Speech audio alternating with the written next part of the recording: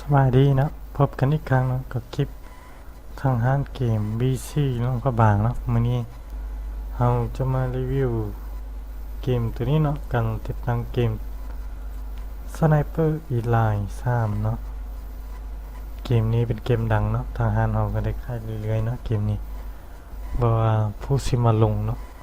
หรือผู้สิมาซื้อแผ่นเนาะเราจะไปเบิ่งหน้าล่องปกมันเลยเนาะ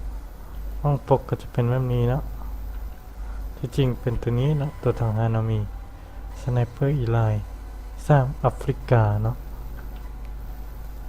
มีความจุทั้งหมดอยู่13.4 กิกเนาะ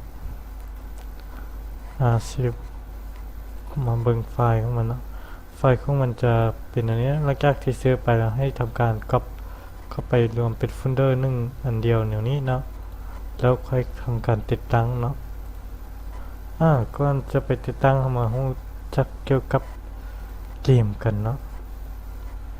เกมตัวนี้เป็นแนวยิงกันเนาะแนวนี้เนาะใส่สไนเปอร์เมนสไนเปอร์ในยุคก่อนเนาะเหตุสงครามกับนาซีนะนี่วันอันนี้อยู่แอฟริกาเนาะว่าผิดไปมันเกี่ยวกับนาซีใส่ปืนยาวสามารถตีได้เนาะใช้ระเบิดใช้อาวุธยังก็ได้เนาะเกมนี้มีอยู่4แผ่นเนาะทางห้านของตกอยู่ 45,000 กีบเนาะซึ่งเรามาเบิ่งระบบกันเลยเนาะระบบของเกมนี้เนาะของรับตั้งแต่ Windows Vista เนาะแต่ต้องเป็น Switch Pack 2 ขึ้นเมื่อเนาะหรือ Windows 7 Switch Pack 1 เนาะ8 10ก็ได้เนาะรุ่นของCPU มันแม่นต้องมี SSE 3เนาะระบุอยู่นี่เนาะอาจจะเป็นPentiumก็ได้เนาะแต่ต้องมีตัวนี้เนาะแสดงว่ารุ่นนี้นี่ยังน้อยPentiumขึ้นเมื่อก็มีแล้วเนาะหรือ Atom X2 เนาะหรือดีกว่านั้นเนาะค่อย3ค่อย7ค่อย5ก็เล่นได้เนาะใส่กราฟิกนี่ยังน้อยต้องมีอยู่256 เมกเนาะรุ่นได้ก็ได้เนาะไข่แดงหรือไข่เขียวก็ได้เนาะตัวนี้รุ่นเก่าเนาะ8800เนาะ256หรือ Radeon HD 3870เนาะหรือดีกว่าก็ยังดีเนาะมีพื้นที่ว่างประมาณ18 กิกเนาะเพื่อบ่เสียเวลาเราติดตั้งกันเลยเนาะทำการติดตั้ง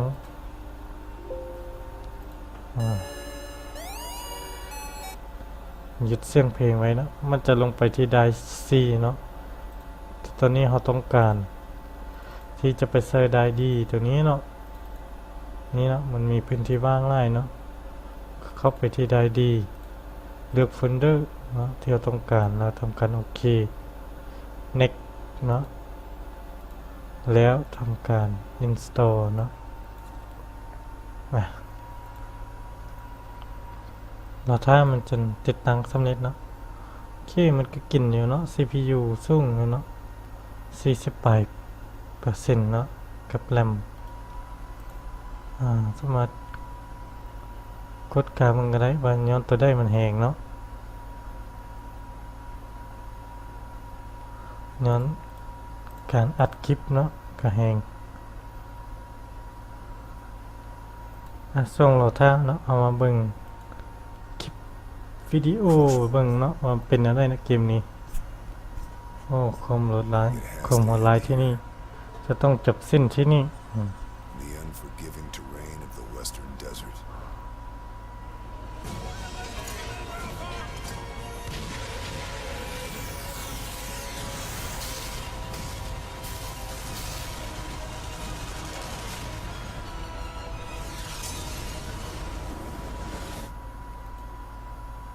That's why I'm here. Because one bullet can change history. ลูกเดียวเปลี่ยนประวัติศาสตร์ได้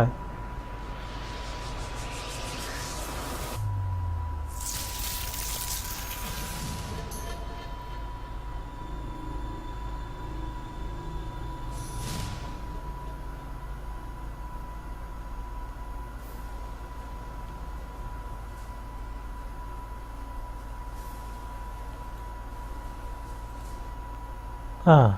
เบิ่งตัวนี้อีกตัวหนึงเนาะ Welcome to Sniper Elite 3, a tactical shooter that rewards stealth, planning, and execution with thrilling immersion gameplay and genre-defining ballistics.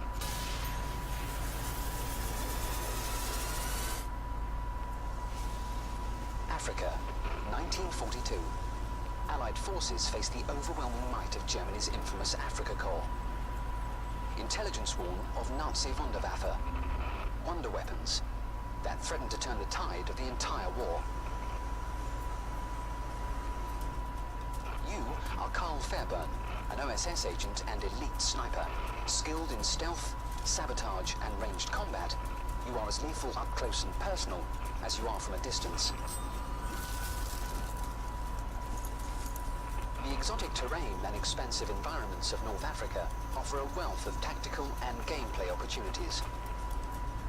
From twisting canyons to lush oases and ancient cities, every combat theatre encourages exploration, where your objectives can be tackled in any order. Observe your surroundings, using binoculars to tag enemy patrols, officers and snipers, and reveal multiple opportunities that can be exploited for a crucial combat advantage. A blind spot in the patrol, a hidden ridgeline with a deadly view, or a tempting choke point for an explosive ambush.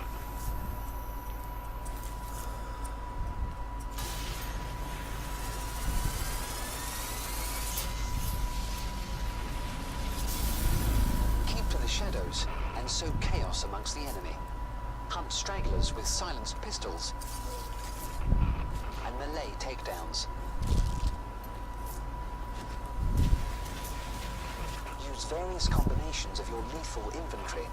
to lure patrols into explosive traps.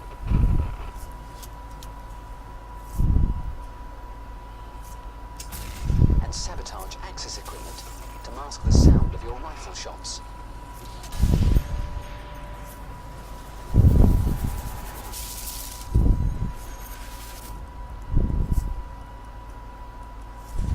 Take out long-range targets with Sniper Elite 3's genre-leading ballistics. You must take account of the effect that wind, gravity, even your heartbeat has on bullet travel before taking a deep breath to steady your aim and pulling the trigger. See your bullet tracked by the series-acclaimed X-ray kill camera, simulating in detail the impact of a rifle shot on enemy muscle layers, organs, bones, and circulatory system.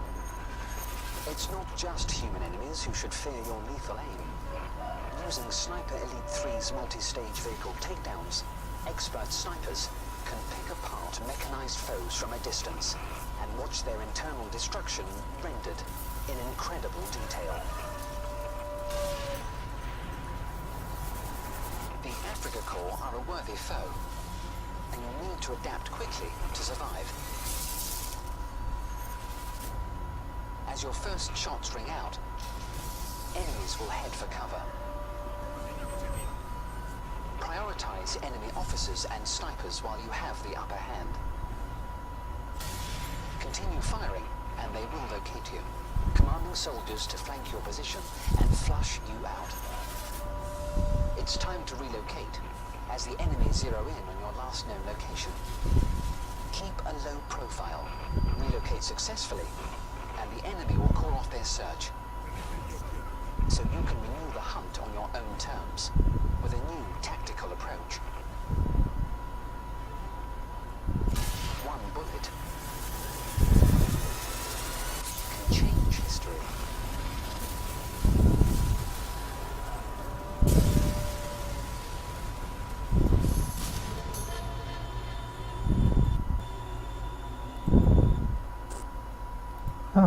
ได้รับชมไปแล้วเนาะเกี่ยวกับคลิปเนาะ1 ลูกสามารถเปลี่ยนประวัติศาสตร์ได้เนาะใกล้จะสำเร็จแล้วนะตอนนี้กำลังติดตั้งได้แล้วเอกกับปีซัวเนาะโอเคตัวนี้ถ้าเรามีแล้วก็บ่ทันติดตั้งเนาะโปรแกรมเหล่านี้เนาะในที่นี้มีแล้วเนาะเลยบ่ติดตั้งถ้าไผบ่มีก็ ติดตั้งเนาะบ่แน่ใจก็ติดตั้งไปเนาะโอเคหลังจากได้แล้วเราก็ยังเล่นบ่ได้เทื่อเนาะเราต้องทำการก๊อปแคคเนาะตัวนี้ที่มีในเกมเนาะไปแพสใส่บนไฟล์เกมเนาะควรไปที่ Sniper Line ตัวนี้เนาะมันจะมีบินมีอย่างเนาะแล้วทำการแพสเนาะแล้วก็รีเพทเกมเนาะโอเคนอกจากแล้วก็สามารถเปิดเล่นเกมได้เลยเนาะแต่คลิปนี้อาจจะบ่เล่นให้เบิ่งเทื่อเนาะเราถ้าคลิปต่อไปเนาะโอเคขอบใจที่รับชมเนาะถ้าสนใจติดต่อมาได้เนาะที่ร้านเกม BC ลงพระบางเลยเนาะต่อมาทาง Facebook ของเรานี่ก็ได้เนาะขอบใจที่รับชม